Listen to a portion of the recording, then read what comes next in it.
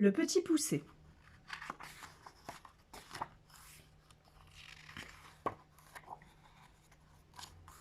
D'après un conte de Charles Perrault, illustration de Ronan Badel. Il était une fois un bûcheron et une bûcheronne qui avaient 7 enfants, tous des garçons.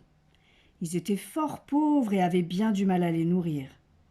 Un soir que les enfants étaient couchés, le bûcheron dit à sa femme, le cœur serré de douleur: « Je ne veux pas voir mes enfants mourir de faim. Je suis décidé à les perdre demain dans le bois. » La mère s'indigna, protesta, mais à la fin elle accepta et alla se coucher en pleurant. Le cadet des frères, qu'on surnommait le Petit Poucet, en raison de sa petite taille, il n'était guère plus gros que le pouce, s'était caché et avait tout entendu. Il se recoucha et ne dormit pas de la nuit, réfléchissant à ce qu'il devait faire.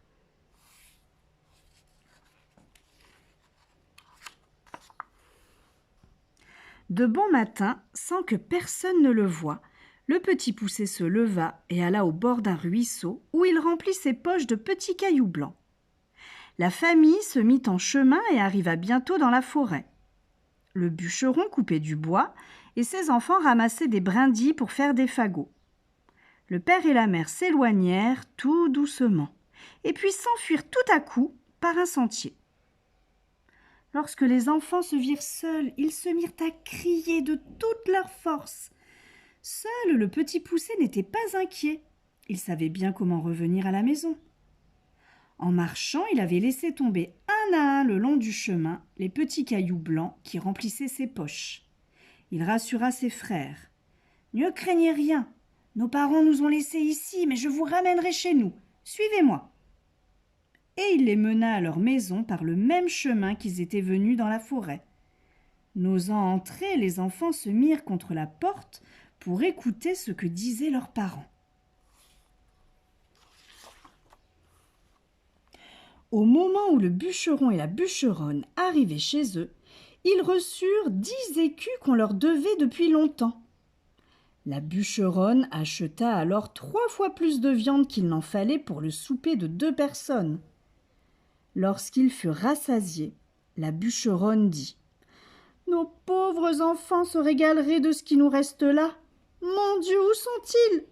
Les loups les ont peut-être déjà mangés. » Elle pleurait si fort que les enfants l'entendirent et se mirent à crier tous ensemble: « Nous voilà, nous voilà !» Elle courut ouvrir la porte et leur dit en les embrassant: « Oh, que je suis aise de vous revoir, mes chers enfants !» Ils se mirent à table et mangèrent d'un bon appétit qui faisait plaisir à voir. Mais l'argent fut bientôt dépensé. Alors les parents résolurent de perdre à nouveau leurs enfants et de les mener bien plus loin que la première fois. Le Petit Poucet avait tout entendu. Il se leva tôt pour ramasser des petits cailloux, mais il trouva la porte fermée à double tour. Il ne savait que faire lorsqu'il se rappela que leur mère avait donné à chacun un morceau de pain pour leur déjeuner. Il pourrait jeter des miettes au lieu des cailloux.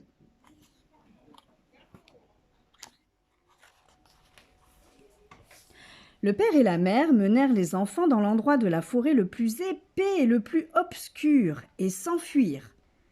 Le Petit Poucet ne s'inquiéta pas beaucoup, persuadé de retrouver son chemin grâce au pain qu'il avait semé. Mais il fut bien surpris lorsqu'il ne put en retrouver une seule miette. Les oiseaux avaient tout mangé. La nuit était tombée et il pleuvait. Plus les enfants s'enfonçaient dans la forêt et plus ils s'égaraient. Il leur semblait entendre de partout des hurlements de loups prêts à les dévorer. Le Petit Poucet grimpa en haut d'un arbre. Ayant tourné la tête de tous côtés, il aperçut une petite lueur comme celle d'une chandelle, loin par-delà la forêt. Après avoir marché quelque temps avec ses frères du côté où il avait vu la lumière, il la revit en sortant du bois. Les enfants arrivèrent enfin à une maison. Ils frappèrent à la porte et une femme vint leur ouvrir. Le Petit Poucet lui dit qu'ils étaient perdus et qu'ils demandaient à coucher.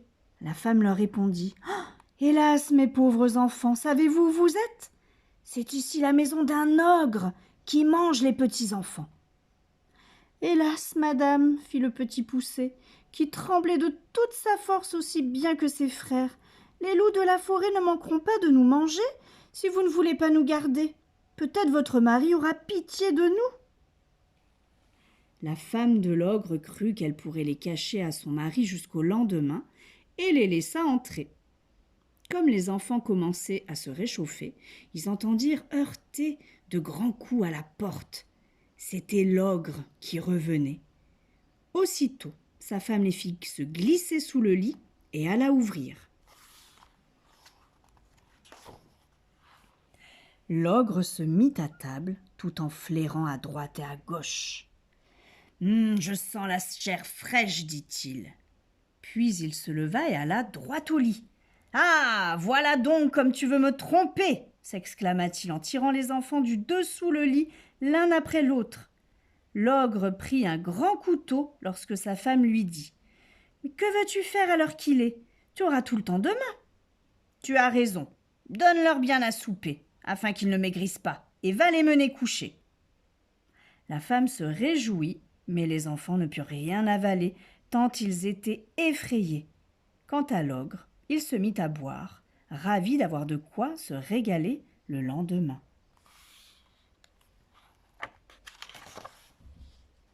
L'ogre avait 7 filles, des petites ogresses aux yeux gris, au nez crochu et à la grande bouche aux dents pointues. Toutes les 7 dormaient dans un grand lit, avec chacune une couronne d'or sur la tête. Il y avait dans la chambre un autre lit identique, et c'est dans ce lit que la femme de l'ogre coucha les 7 petits garçons. Puis elle alla dormir auprès de son mari. Le petit Poucet se méfiait de l'ogre. Il se leva, prit les bonnets de ses frères et le sien, et il alla doucement les mettre sur la tête des 7 filles, après leur avoir enlevé leur couronne d'or, qu'il mit sur la tête de ses frères et sur la sienne. Ainsi, si l'ogre venait, il les prendrait pour ses filles, et ses filles pour les garçons qu'il voulait égorger.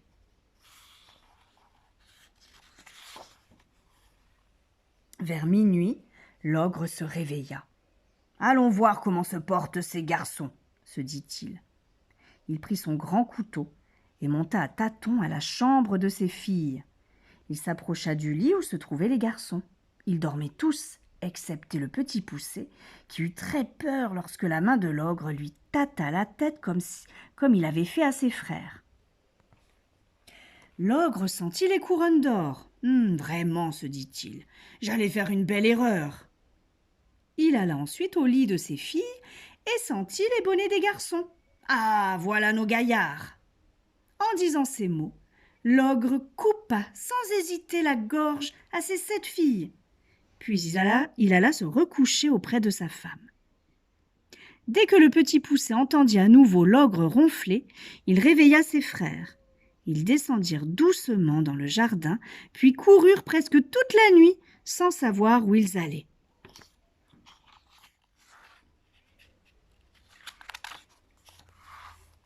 Dès son réveil, l'ogre dit à sa femme « Va chercher les garçons d'hier soir !»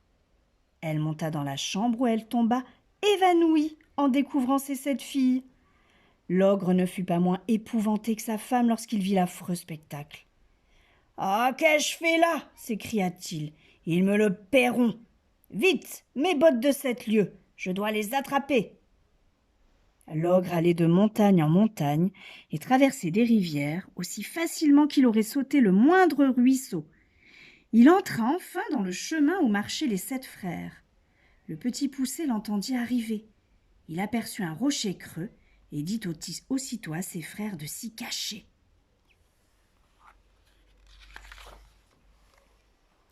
L'ogre voulut se reposer car il était épuisé. Les bottes de 7 lieues fatiguent fort leur homme. Et par hasard, il alla s'asseoir contre le même rocher. L'ogre s'endormit aussitôt et se mit à ronfler effroyablement. Alors le petit Poucet dit à ses frères de s'enfuir et de ne point s'inquiéter pour lui.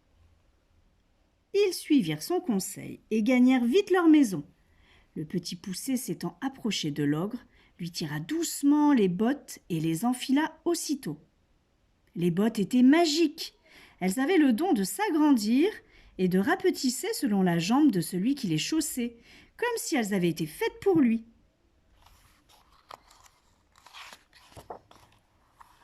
Le petit poucet fila droit à la maison de l'ogre trouver sa femme.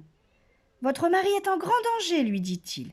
Il a été pris par une bande de voleurs qui ont juré de le tuer s'il ne leur donne pas tout son or. Il m'a prié de vous dire de me donner tout ce qu'il possède, sinon ils le tueront sans pitié. Il m'a prêté ses bottes de 7 lieues pour que je vienne au plus vite, et aussi afin que vous ne preniez pas peur, pas pour un menteur. » La femme, fort effrayée, lui donna aussitôt tout leur or. Le petit poucet, chargé de toutes les richesses de l'ogre, courut à la maison de ses parents. Quelle fut leur joie le revoyant! Et grâce à lui, qui était pourtant le plus petit, ils purent vivre longtemps, heureux et sans souci.